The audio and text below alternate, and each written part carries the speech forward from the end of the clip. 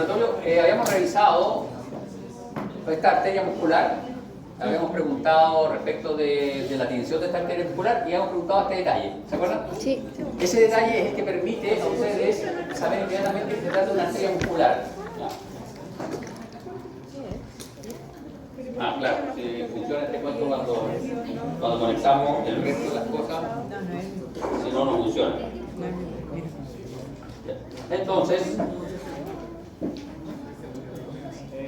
acá tenemos la misma imagen, una pared, un corte transversal, la arteria muscular, la pared en donde podemos reconocer endotelio, túnica íntima, y este elemento que se ve acá sin teñir, y aquí se ve fuertemente teñido, que es la limitante elástica interna, que es muy evidente en estos vasos. ¿Por qué?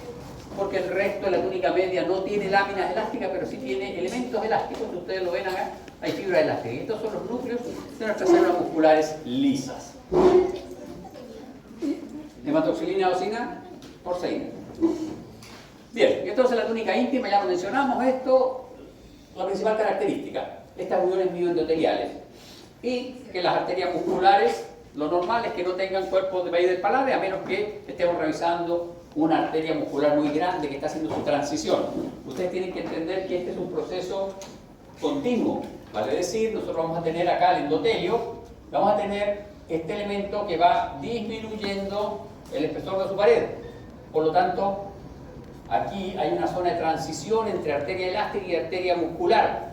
No es una cosa abrupta en donde ustedes lo vean así. No, esto es una estructura viva, por lo tanto las transiciones son complejas. Por lo tanto, en algunos casos, en algunas arterias que tienen característica muscular, ustedes van a poder encontrar cuerpos de país del palade, pero son arterias grandes, musculares de gran tamaño.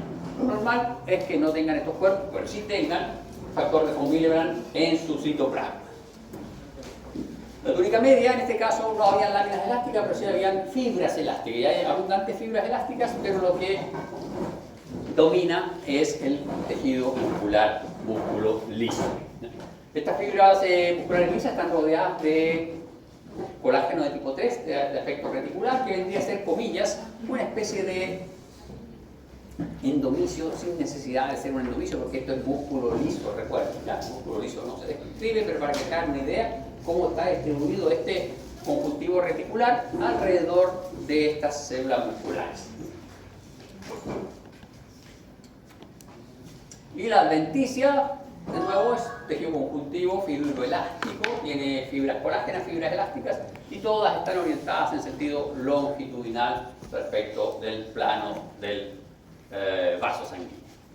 Y acá tenemos, esta es una fotografía en donde se hace una comparación. ¿Cómo no?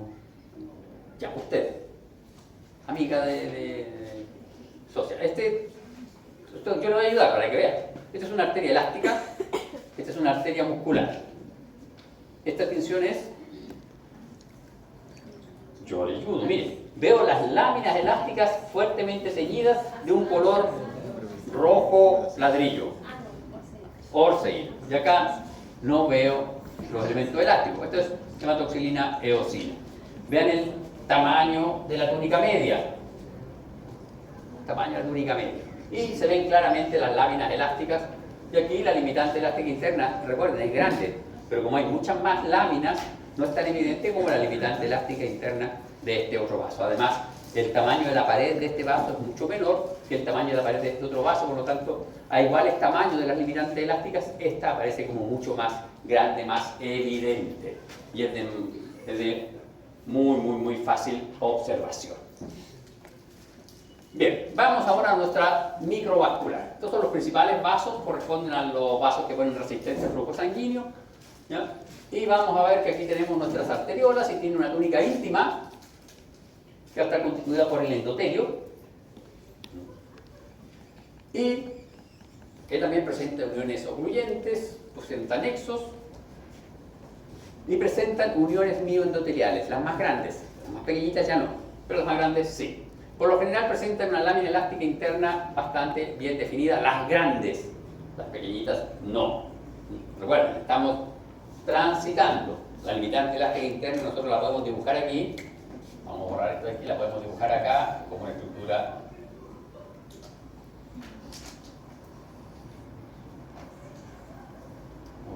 fuerza.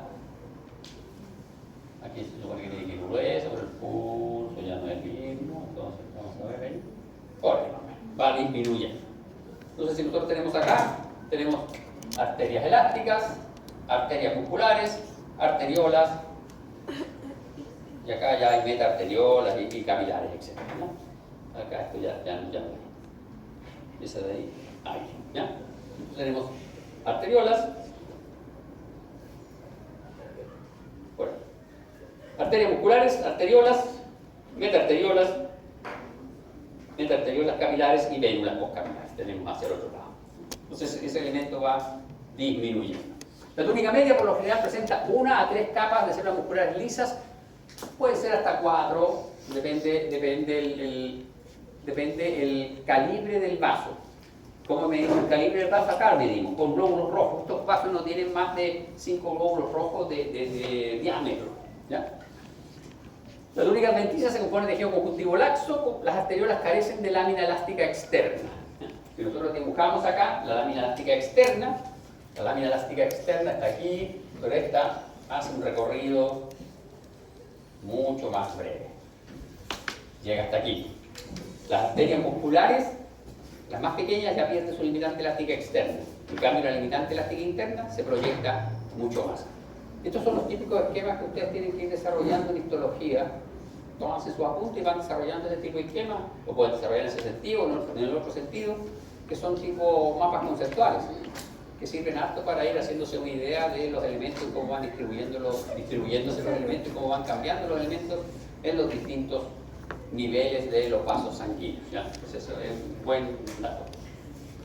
¿Cuál es el elemento característico que usted aquí, señor de los Lakers, en este vaso sanguíneo? ¿Sí? ¿Qué elemento observa acá, característico? Que luego ya van a aprender que es característico, pero ¿qué elemento observa acá, en el lumen de este vaso, respecto del lumen de los otros vasos?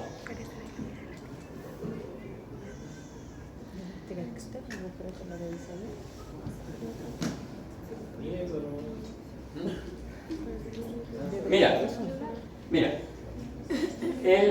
el endotelio se ve recto. El endotelio se ve con repliegues grandes. Este es como círculo. Este es como. Tiene como pelito, la pelota.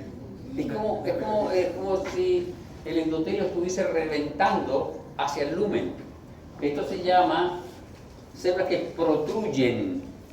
Las células sobresalen, se disparan hacia el lumen, las células endoteliales, ¿no? Se ven protruyendo, se ven como una protrusión, ¿ya? Disparadas hacia el lumen, sobresalientes las célulitas hacia el lumen, ¿ya? Estoy como el expresidente diciendo 4 veces mal, ya. No más, ya. Entonces estas sobresalen, una sola vez, sobresalen hacia el lumen. Esa es la característica de este vaso. ¿Por qué pasa? Porque tiene poco lumen, entonces, como tiene túnica muscular grande para el tamaño que tiene, el músculo se contrae. Y en el anterior, ustedes veían que como el vaso era grande, se producían estos repliegues. Acá el vaso no es tan grande, entonces lo que colapsan son las células endoteliales. Es el mismo repliegue, pero a escala mucho menor, entonces sobresale la célula entera para adelante. Como que le queda poco el espacio, sale hacia adelante, ¿ya? Entonces estos núcleos que sobresalen hacia el lumen, que están como disparados hacia el lumen, es la característica histológica que ustedes pueden utilizar para diagnosticar este vaso. Entonces tenemos calibre 4 a 5 glóbulos rojos. Las células endoteliales están sobresaliendo hacia el lumen y contamos 1, 2, 3 o 4 capas de células musculares lisas. Es una arteriola, ¿ya? Si vemos una limitante elástica interna bien definida, es una arteriola mediana a grande. Si no vemos limitante elástica interna, es una arteriola pequeña. ¿Ya? Y aquí tenemos imágenes. ¿Se fijan? Este es un vaso venoso. Vean el calibre. Una mano más o menos, el calibre, una mano más o menos. Pero, ¿se fijan en el endotelio? Miren cómo están las células endoteliales. El núcleo está paralelo a la membrana basal. El núcleo está como perpendicular a la membrana basal. Y vean, 1, 2, 3, 4 capas de células musculares lisas. arteriola. Vean esta, es mucho más pequeña. Tiene 2 capas de células musculares lisas. Esta ya no tiene limitante elástica interna. Pero miren los núcleos. ¿Ven? Sobresale. Arteriola más pequeña. Ese es un fascículo nervioso. Usted, joven de bolerón amarillo, ¿qué es esto de aquí? Porque a las clases se las subí con un mes de anticipación para las revisiones. Y esta materia entra en el certamen. ¿Cierto? No, no. ¿Qué es esto? No, ese es el epitelio, sí. Ese es un epitelio, plano simple, se llama endotelio. ¿Pero qué es todo esto? Perfecto, muy bien. Un corte longitudinal de una arteriola. Esta misma arteriola, aquí la cortaron longitudinalmente. Y ustedes pueden ver ahí la forma de los núcleos y acá la forma de los núcleos. Esta disposición de los núcleos, aquí en este sentido, les confirma a ustedes que las células musculares están distribuidas en espiral, formando círculos alrededor del vaso. Porque aquí está cortado el núcleo transversalmente, aquí el núcleo está cortado longitudinalmente. Eso les confirma que el músculo está enrolladito, circularmente dispuesto en el vaso. Estas imágenes son bien complejas y aparecen bastante en los preparados, entonces es interesante que ustedes ya las reconozcan como arterias cortadas longitudinalmente. Y se ve perfectamente aquí el endotelio y las células musculares lisas cortadas transversalmente. Bien, esas eran las diapos que nos quedaban de la clase pasada. Bien, vamos a continuar entonces ahora con los elementos que están más próximos a la red capilar. Y dijimos que estas eran nuestras arteriolas y aquí vienen las metaarteriolas. La metaarteriola tenía una característica, ¿se acuerdan? Mencionamos que aquí había células musculares lisas,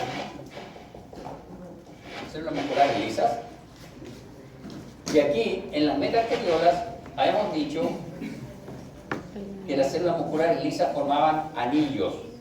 La túnica media se hace discontinua, aquí es continua, aquí se hace discontinua y se forman anillos, y esas son las metaarteriolas, ¿no? Que son los elementos que aparecen aquí. Y estas metaarteriolas se denominan esfínteres precapilares porque están justo en la puerta de entrada de la red capilar. Lo normal es que estas metaarteriolas, ¿está con frío? Lo normal es que estas metaarteriolas estén contraídas. ¿Se recuerdan? Mencionamos una red capilar. Lo voy a simplificar, ¿ya? Mucho acá. Solo voy a poner 3 vasos. Esta es una red capilar. Lo normal es que cada una de estas redes capilares tenga metaarteriolas acá.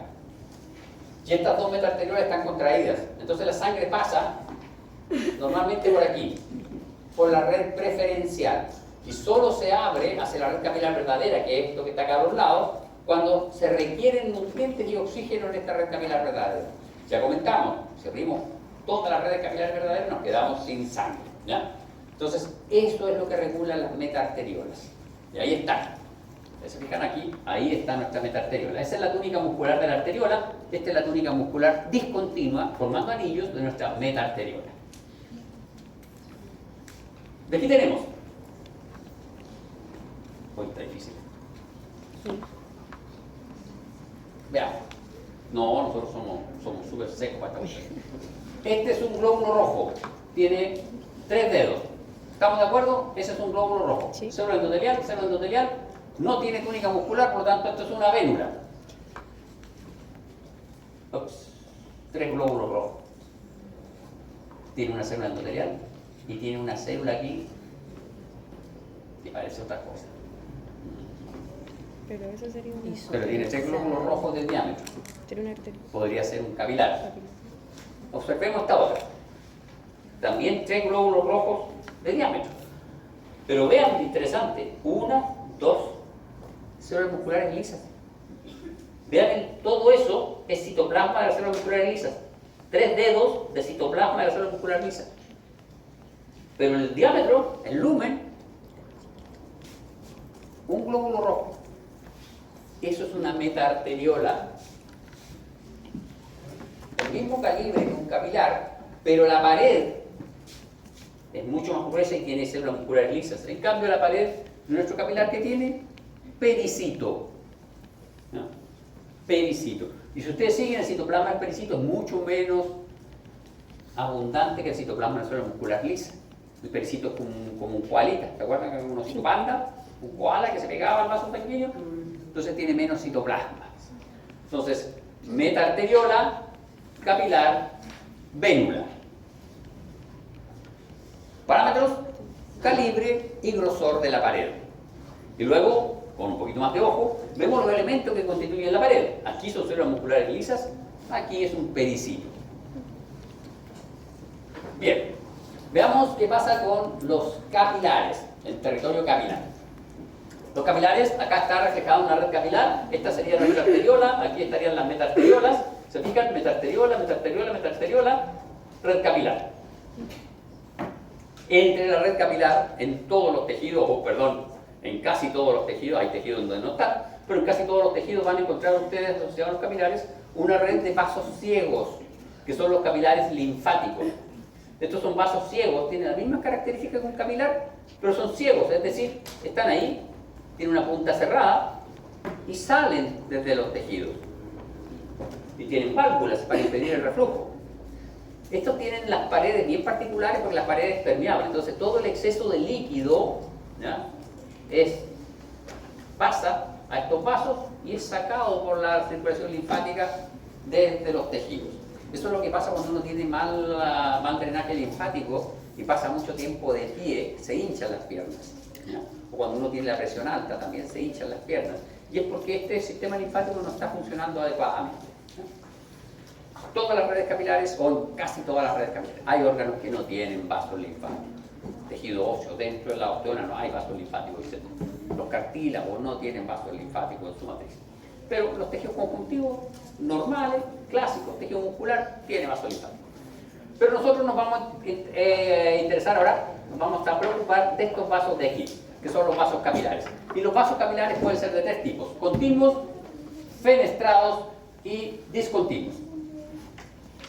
Los fenestrados aquí están mal dibujados. Este cartoon está mal. Debería ser como Profe, me trae una fotografía del Ross.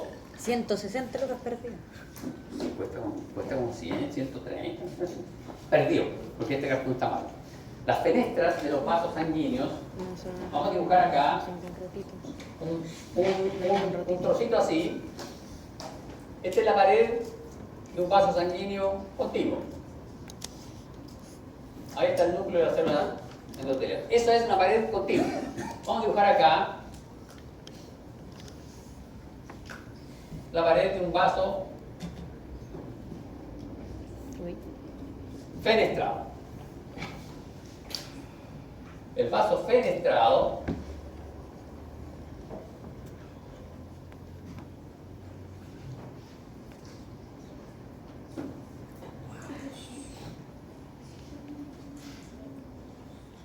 su pared tiene fenestras, pero las fenestras son zonas en donde la pared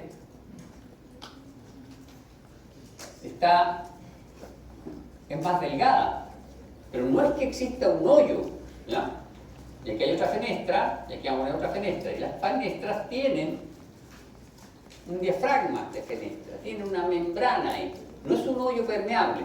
En cambio, los discontinuos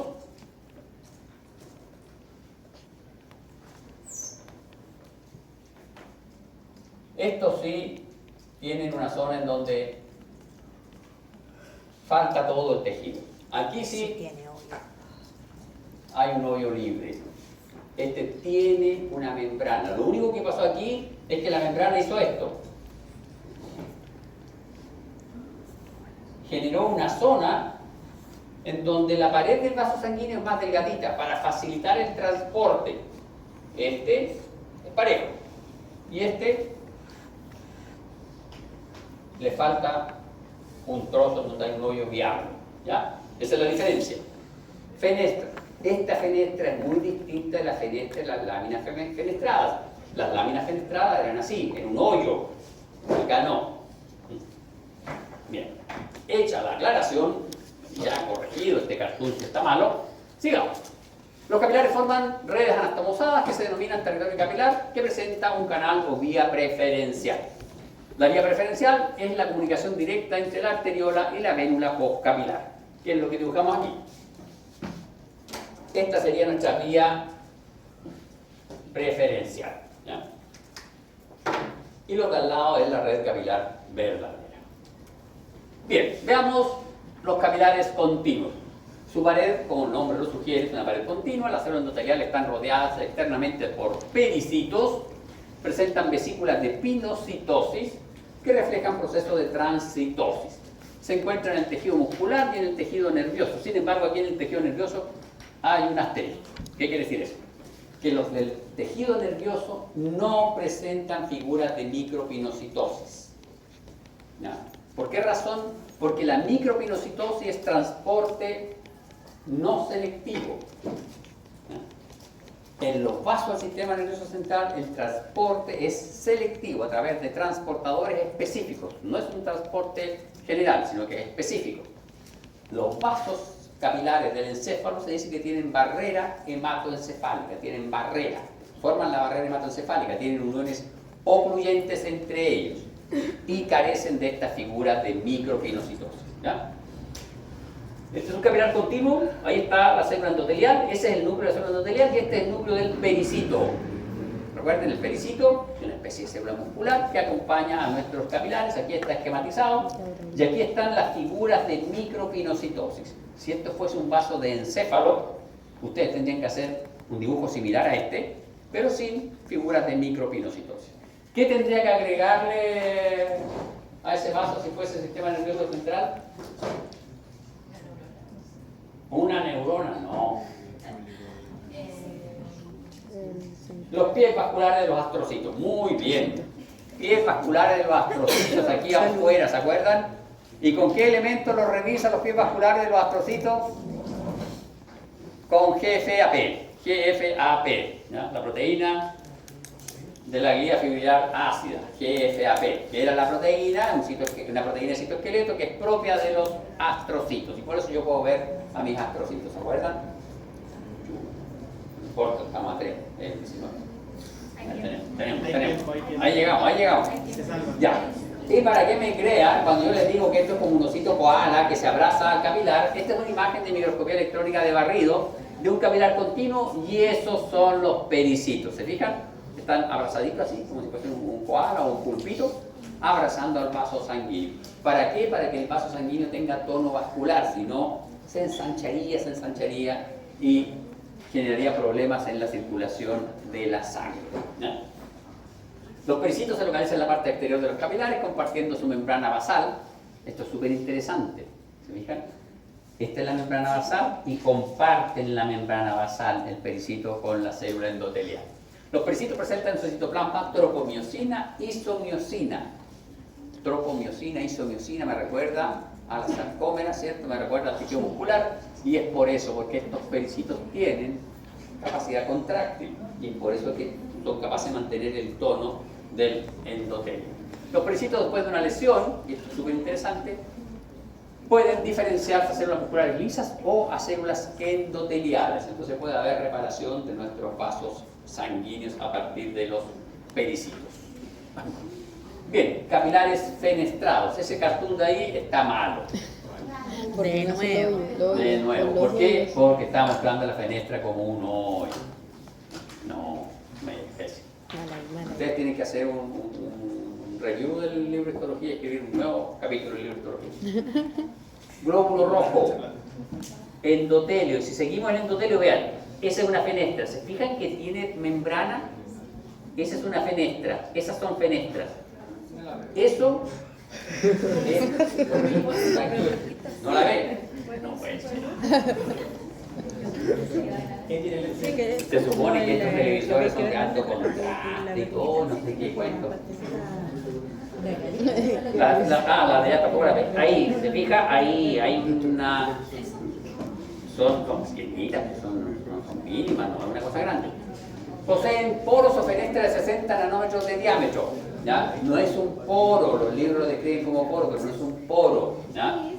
que están cubiertos por un diafragma de poro. Entonces, si un poro está cubierto por un diafragma de poro, ya no es un poro, pero así lo describen los libros, ¿ya? Entonces, es una zona en donde se produce un adelgazamiento de la membrana, ¿ya? De aspecto circular. La membrana apical se aproxima a la membrana basal y deja una concavidad circular. Y esa concavidad circular se refleja en esta zona de menor distancia entre la parte apical y basal. Por lo tanto, es una zona en donde el tránsito de elementos es mucho más rápido y se ve facilitado. ¿Dónde están? Se encuentran en el riñón, en el intestino y en las glándulas endocrinas. En el riñón se encuentran en el corpúsculo renal, en particular en el glomérulo. Forman parte de la barrera de filtración glomerular. Son súper importantes en la filtración de la sangre para formar orina. En el intestino delgado se localizan en la lámina propia del intestino delgado. En las vellosidades, ahí en la lámina propia de las vellosidades, hay gran cantidad de estos vasos sanguíneos fenestrados. Y son fenestrados porque precisamente ahí, en esas vellosidades, se realiza la absorción de nutrientes. Las microvellosidades, ¿se acuerdan? Las microvellosidades, que equivalen a una cancha de fútbol, absorben y todos esos nutrientes pasan a esta red de vasos que tienen facilitado la absorción, entonces absorbe uno azúcar, chocolate y todo lo que uno quiera comer, o la cervecita después de que nos fue bien en el certamen de bioquímica. ¿Sí? No me la creo. No hay cerveza, no hay cerveza por bioquímica. Entonces absorben los chocolatitos, no hay. Hay cerveza para pasar la derrota. En las glándulas endocrinas, todas las glándulas endocrinas tienen vasos fenestrados. ¿Por qué? Porque la glándula endocrina secreta hacia la sangre. Entonces, si aquí está la célula endocrina, el vaso tiene fenestra, la hormona pasa fácilmente hacia la sangre, ¿ya? Pasa mucho más rápido. Ahí está. Gracias. Pasa mucho más rápido nuestra hormona hacia los vasos sanguíneos, ¿ya? El citoplasma de las células endoteliales presenta escasas figuras de pinocitosis, es obvio. Si está facilitado el transporte, ¿para qué va a ser transporte por pinocitosis? Bien, vasos sinusoides. Los vasos sinusoides no necesariamente son los vasos capilares que tienen pared discontinua. Un vaso sinusoide quiere decir que es un vaso que tiene una trayectoria irregular y tiene un lumen irregular, ¿ya? El nombre viene a que describen trayectorias sinusoidales zigzagueantes, ¿ya? Son capilares que presentan un lumen de 30 a 40 micras. Habíamos dicho que el capilar tenía un diámetro de un glóbulo rojo. Sí. Este tiene 4 glóbulos, este tiene el diámetro de una arteria, de una arteriola, de una vena. Sospechoso. Son súper grandes, sospechosos, muy sospechosos. Por lo general no son cilíndricos, sino que se adaptan a los espacios que deja el tejido, es decir, una trayectoria zigzagueante irregular. Presentan un recorrido tortuoso o torcido o sinuoso. La pared endotelial puede llegar a ser discontinua en algunos casos. Y aquí tenemos la médula ósea, el hígado y el vaso. Y aquí tenemos que sacar a la médula ósea. Ay, no puede ser. Esto se actualizó y en la médula ósea la verdad que hay capilares sinusoides, pero son de pared continua. Los del hígado son sinusoides discontinuos. De hecho, los del hígado tienen unos hoyos bien grandes. Y por esos hoyos que tienen del hígado pasa una célula que era el macrófago del hígado. Oiga usted, Levi's, ¿cómo se llamaba el macrófago del hígado?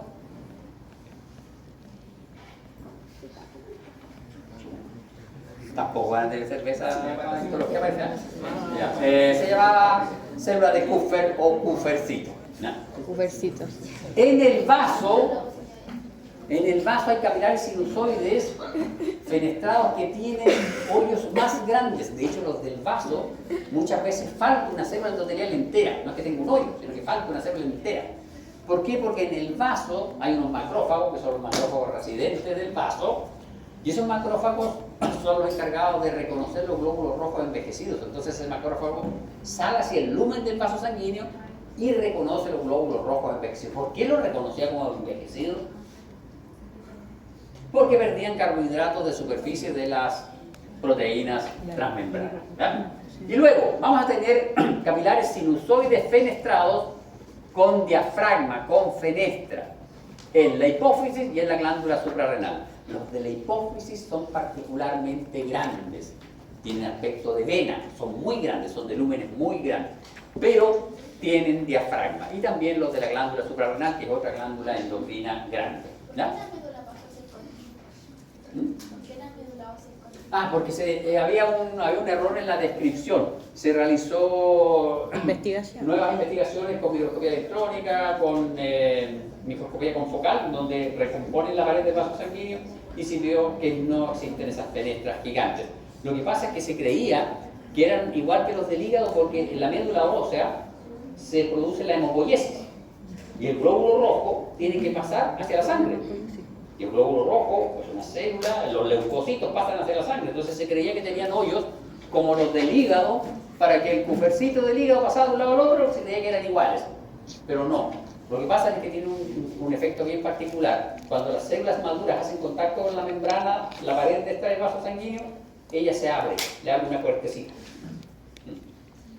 Actualizaron entonces la información. Sí. Bien, los sinusoides verdaderos con apertura entre el suelo endotelial presentan membrana basal incompleta, es decir, los capilares sinusoides del vaso tienen membrana basal discontinua.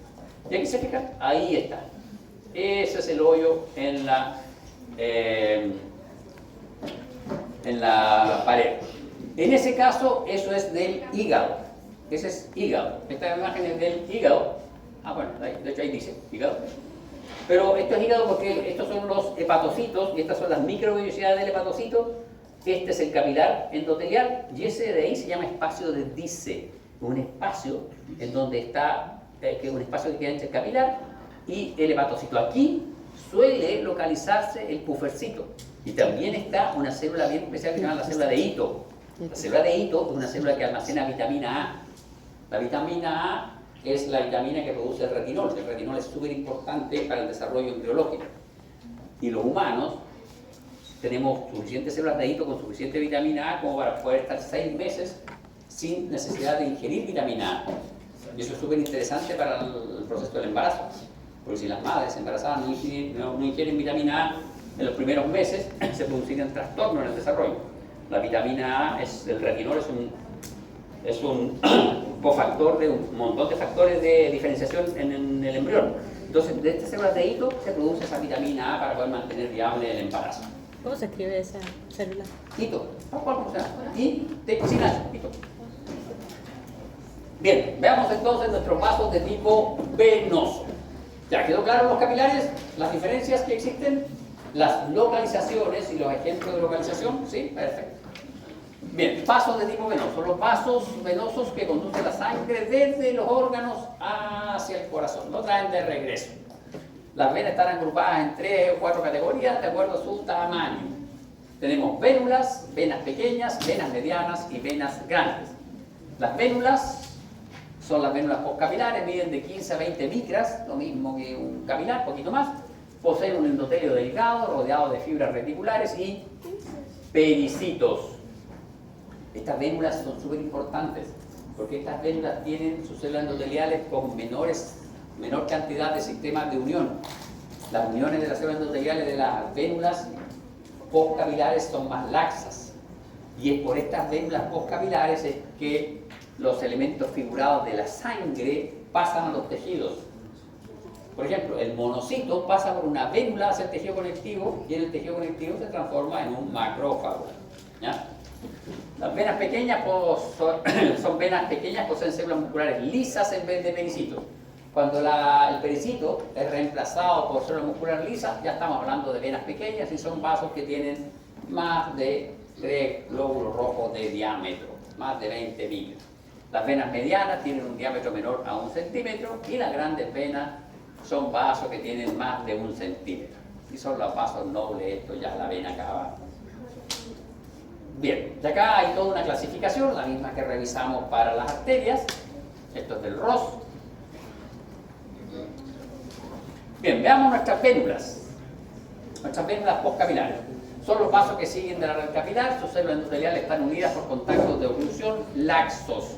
Eso es súper importante. Los contactos son más laxos, por lo tanto aquí hay pasaje de fluidos desde el tejido hacia el vaso y desde el vaso al tejido, y sobre todo de elementos figurados. La túnica íntima tiene endotelio, lámina basal, pericitos en las vénulas postcapilares. En las vénulas más grandes que van a transformarse en venas pequeñas ya no hay pericitos y es reemplazado pericito por célula muscular lisa. La túnica media, tejido conectivo escaso y una o dos capas de células musculares lisos. En el caso de las venas, vénulas grandes, muy pequeñas, que son vénulas postcapilares, tienen pericitos. Las adventicias, algo de colágeno y unos cuantos fibroblastos que están sintetizando ese colágeno. Aquí tenemos algo súper interesante, las vénulas de los órganos linfáticos. En particular, estamos hablando de las vénulas que están en la zona paracortical de los ganglios linfáticos. Para que se ubiquen ustedes, nosotros vamos a llegar ya al linfático, pero bueno, no lo hemos revisado. Pero un ganglio linfático es más o menos una cosita así. Un ganglio linfático es así. Y tiene una zona medular. Y aquí tiene nódulos. De esta zona de aquí se llama zona paracortical. La zona paracortical tiene linfocitos T. Los nódulos son linfocitos B. Y aquí hay una mezcla de linfocitos T y linfocitos B. Entonces la zona paracortical es rica en linfocitos T. Los linfocitos T se forman en el timo y desde el timo pasan a la sangre. De hecho eran los más abundantes en sangre. O sea que periférica eran más linfocitos T que B. Entonces, ¿cómo llega aquí a la zona paracortical del ganglio, el linfocito? ¿Cómo sabe que está en esa zona? Sabe que está en esa zona, ¿por qué? Porque esa zona en particular tiene vénulas con un endotelio alto, que se llaman vénulas de endotelio alto o vénulas altamente endoteliales. Para los amigos se abrevian como VEA. Vénulas endotelio alto o vénulas altamente endoteliales. ¿Cuál es la característica de estas vénulas? Es que las células endoteliales son cúbicas altas. ¿Ya? Y lo otro es que además presentan en su membrana adresinas. Las adresinas son proteínas transmembranas que son reconocidas por los linfocitos T. Entonces, cuando el linfocito T va circulando por la sangre y se encuentra con un vaso que tiene adresinas, el linfocito T sabe que está en la zona paracortical del ganglio linfático. Se adhiere a la pared de la vénula y atraviesa la pared de la vénula hacia el tejido linfático. ¿Ya? Todas las demás vénulas presentan en su membrana una familia de proteínas que son las selectinas. Estas proteínas no están siempre expresadas en la membrana de estas células endoteliales. Cuando hay una injuria en el tejido conectivo, hay un daño en el vaso sanguíneo expresa estas selectinas. Y esas selectinas son reconocidas por los neutrófilos, por los monocitos y por los linfocitos. Y entonces es así como estas células que están en la sangre, que tienen por función ir al tejido conectivo a defender al organismo, se enteran dónde es que está la injuria, el daño. Si no, tendrían que recorrer 1000 kilómetros de vaso sanguíneo, hoy es aquí, hoy es aquí. No. Saben porque el vaso dañado expresa en su membrana estas selectinas. ¿Y qué vasos son? Las vénulas. ¿Y por qué las vénulas? Porque son las que tienen uniones más laxas y permiten el pasaje de estos elementos figurados. Y porque su túnica media tiene unas cuantas células de músculo liso, entonces es fácilmente permeable. Una arteria no pasa eso. Pero sin embargo las arterias, sobre todo las elásticas, ¿se acuerdan? Tenían unas P-selectinas. Y dijimos que esas P-selectinas eran traidoras porque cuando se expresaban hacen precisamente esto mismo. Reclutan estas células, pero estas células llegan hacia la túnica íntima y producen inflamación de la túnica íntima y producen estos ateromas, estas obstrucciones del flujo sanguíneo. Bien, venas pequeñas y medianas. Túnica íntima presenta un endotelio con lámina basal, algo de tejido conectivo subendotelial. Túnica media presenta fibras reticulares, elásticas y algunas células de músculo liso y fibroblastos. ¿Se dan cuenta de un detalle interesante?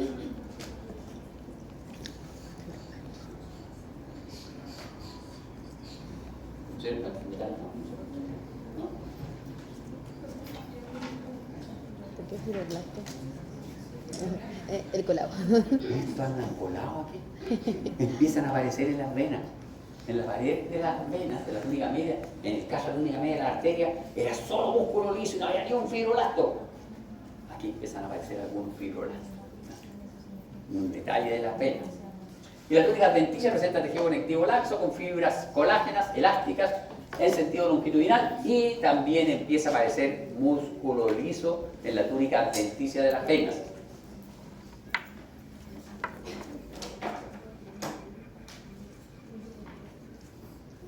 Nos quedan 2 minutos para entender. Señorita de suéter verde, usted, bienvenida. Oiga, aquí está. ¿Para qué la vena tiene músculo liso en la pared externa? Muy loco.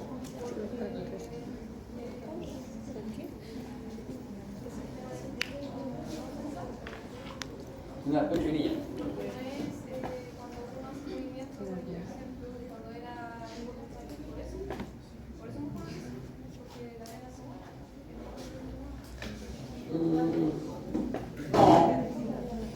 No, porque de la arteria tampoco controlamos la contracción del músculo.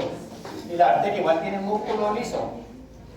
No, y si nos vamos a eso, la vena cava, en la parte que desemboca el corazón, tiene músculo cardíaco, en su túnica adventicia. No.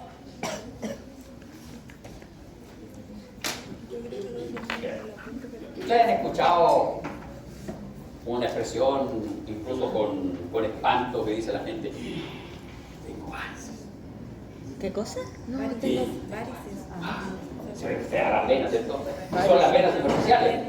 Y son venas medianas y pequeñas. ¿Por qué? Porque muchas de esas venas son superficiales. ¿Y por qué? Porque traen sangre en contra de la gravedad. Y si uno está de pie todo el rato, o está sentado todo el rato, está disminuyendo el flujo sanguíneo. Y si uno no camina, no contrae los músculos, no ayuda a que estos vasos lleven la sangre hacia el corazón. Estos vasos tienen una característica bien particular. Vamos a dibujar acá, aunque ustedes no lo crean, esto es un pie de un humano. Y aquí está nuestro vaso venoso. El vaso venoso tiene en su túnica íntima unas proyecciones que son valvas o válvulas, y están en ese sentido, impiden el reflujo. Pero claro, si uno está mucho tiempo de pie, la sangre sube y empieza a acumularse aquí y hace presión contra la valva. Ah, pero si la vena tiene músculo circular, perfecto, pero un músculo es circular. ¿Y qué pasa si yo tengo una cosa así circular y le pongo presión en este sentido? ¿Cómo lo arreglamos? Lo arreglamos poniendo una barrera longitudinal que compense. Ese es el sentido de esa distribución longitudinal, y por eso es que aparecen estos vasos venosos. Y entonces, ¿por qué igual uno tiene varices? La sangre está. ¿Y por qué para esto es de la naturaleza? No es todo lo hizo así la naturaleza. ¿Por qué es más frecuente en la mujer que en los varones? ¿Y por qué es más frecuente en las mujeres embarazadas que en una mujer que no esté gestando? Porque se mueven menos. No, en el caso de la mujer embarazada, porque aumenta el gasto cardíaco, aumenta la sangre. La mujer embarazada aumenta en 1 litro más o menos su sangre. Recuerden, la anemia de la embarazada, lo mencionamos. Entonces tiene más trabajo cardíaco. Y porque el embarazo comprime un poco las venas de la zona inguinal. Entonces comprime un poco el retorno venoso desde las piernas. Ya. ¿Y por qué en hombres también? Y los hombres no están gestando. ¿Por qué? Porque lamentablemente para algunas personas existe una alteración en la pared de estos vasos sanguíneos. Y en algunas personas estos vasos sanguíneos no tienen tan desarrollada su túnica longitudinal. Y entonces esas personas son más propensas a sufrir ese trastorno en sus vasos sanguíneos. Y es por eso que aparece. Sí, es más frecuente esta alteración en las mujeres, pero también aparece en los hombres. Y es por eso que muchos hombres también tienen esta alteración. Bien, señores, continuamos mañana. Bye.